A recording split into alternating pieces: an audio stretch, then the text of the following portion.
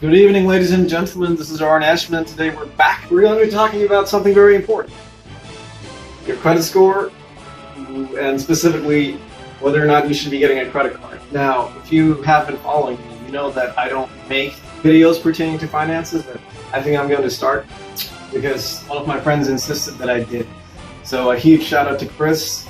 You're awesome, man, and hopefully you guys will enjoy this and this will be to your benefit. Now, let's talk about the golden question.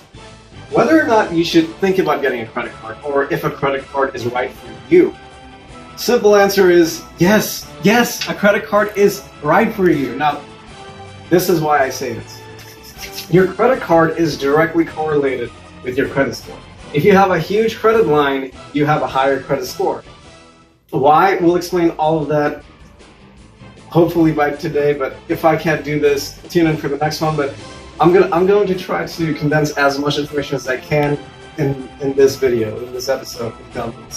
So just bear with me. So your credit card, why even get one?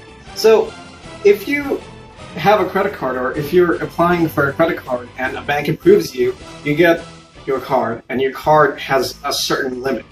Now that's the limit to which you can spend through that card. So let's say first timers usually get $300, $400, $500. So let's say your limit is $300, and then you spend that $300, and by the end of the month you get a statement saying that you spent $300, and now you have to pay us the entire thing back. Now if you consistently keep on making these payments after you consistently keep on using these cards, it's a direct reflection that you are a responsible citizen and a responsible person.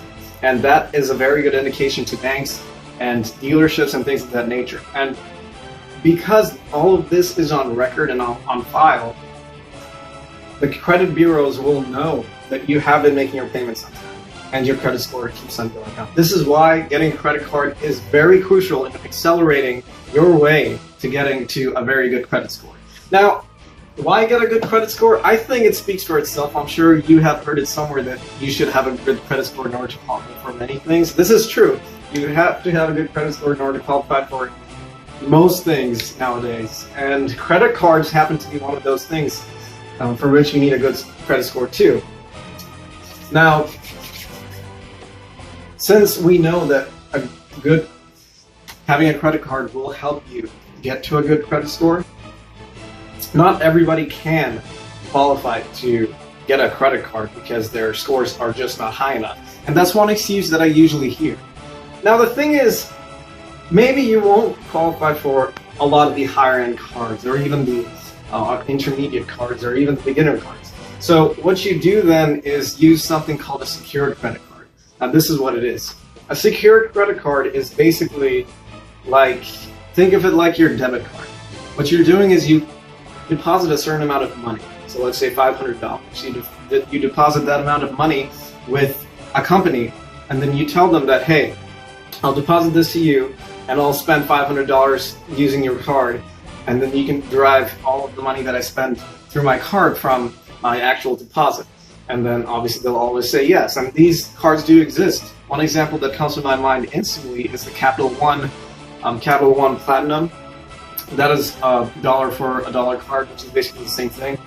And these cards are called secured cards because they want to make sure that they're not losing money.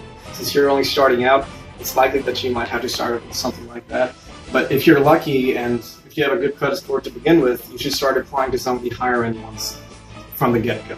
Bank of America, Cash Rewards, Chase, Cash Rewards. We're going to talk about credit cards, the specific ones, which one you should be going for, which one you shouldn't, depending on your level, on the next episode. But just for today, I just want to clarify why you should be getting a credit card. So number one, it will improve your credit score. Number two, when you find yourself in situations where you cannot pay for things, like for example, a flat tire is a very common thing that you hear about, that, hey, I had a flat tire yesterday and I had to pay for a new tire and get it exchanged, and what happened as a result? I spent all my money from my bank. I mean, I hear that all the time from my friends. And, well, I mean, even though this is coincidental, this happens quite often because obviously there are millions of cars on the road. So there's a probability of it not happening.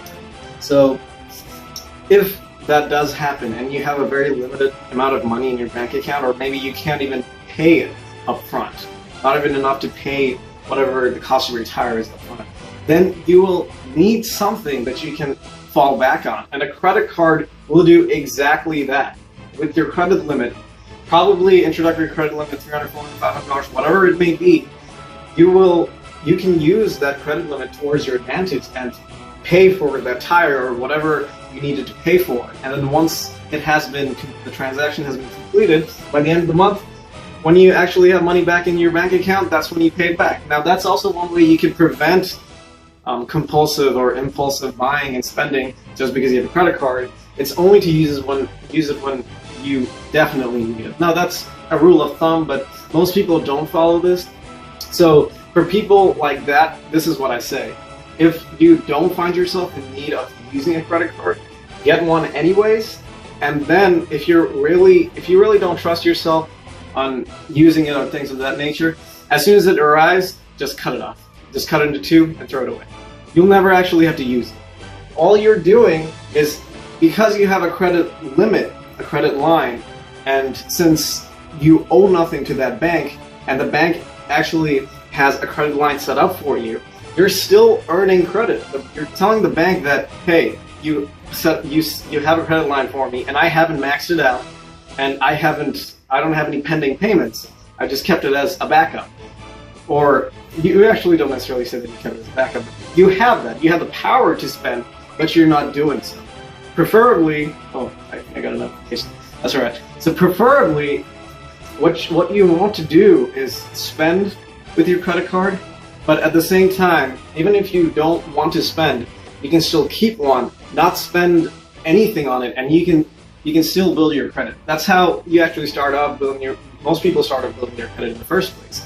The dollar for dollar, the secure card that we just talked about. And the other thing that you can do if you don't have enough money to deposit in your bank or anything, like most college students, you can ask one of your parents or guardians to add your name as an authorized user of his or her credit card. Anyone. It could be all of them, it could just be one. That's alright. As long as your name is listed over there and you're not making any other purchases, even if you do make purchases, that's not a big deal. The big issue here is whether or not you should be getting one in the first place. And yes, you should totally be getting one, because even if you don't use it, even if your parents don't trust you with it, this is what you do. It's like a business negotiation. Just go up to a relative and then tell them about this, and then tell them that, hey, if you don't trust me with putting my name under your credit, then that's all right. You can just put it under your name, and as soon as you get the card, just cut it into two. Just like I said. So, I mean, if that is an issue, most of the time it's not. Usually you can do that. But if that is an issue, you can always do the dollar for dollar. So those are some ways where you can actually obtain a credit card for yourself and start accelerating your way towards getting a very decent credit score.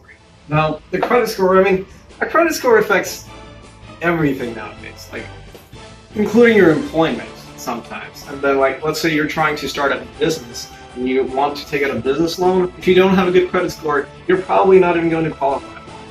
And most people don't. That's just the reality of it. But there's a way to make this system work for you. And I mean, this is one of the ways. Get a credit card, and if you ever got a pre-approval letter from any banks, get back to them. Get back to them as soon as you can and tell them, yes, I will be doing this, or just fill out the applications online. Try applying to 2 credit cards which have very high acceptance rates relative to credit score ratio, and see how it goes. If it goes well, amazing. If it doesn't, go for the secured one. And I mean, if you don't think that's a good idea for you, just tell your parent or a guardian to just add you to one of their credit lines, and your name is still going to be over there, and the credit bureau is going to have all your information. And that's how you increase a lot of your credit score, and that's how it's directly correlated with your credit score. So thank you for tuning in. I hope this video was useful. We're going to be talking about the different kinds of credit cards that you can get, and what I like the best, and what would probably be best for you in the next video. So don't forget to tune in. I'm Zoran Ashman. I'll see you next time.